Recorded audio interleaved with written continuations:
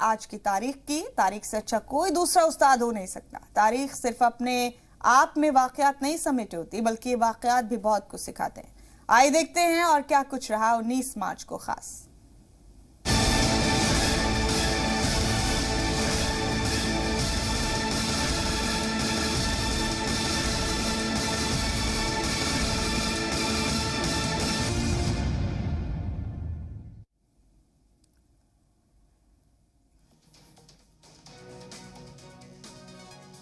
पंद्रह सौ 71 में स्पेनी फौजी टुकड़ियों ने मनीला पर कब्जा किया।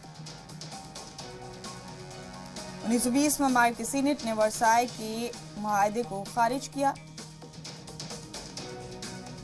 1944 में आजाद हिंद फौज ने शुमाल मशरकी हिंद में कौमी परचम लहराया।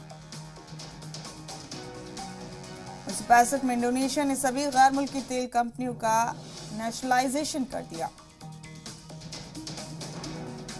1972 में हिंदुस्तान और बांग्लादेश ने 25 साल के अमन और दोस्ती मुआहदे पर दस्तखत किए।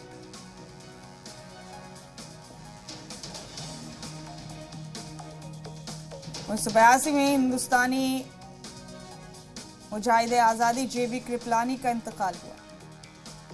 1998 में मशहूर कम्युनिस्ट लीडर और केरल के पहले वजीर आला एम नंबीबाद का इंतकाल हुआ। 1998 में अटल बिहारी वाजपेयी ने दूसरी बार मुल्क के वजीर आजम का ओहदा संभाला।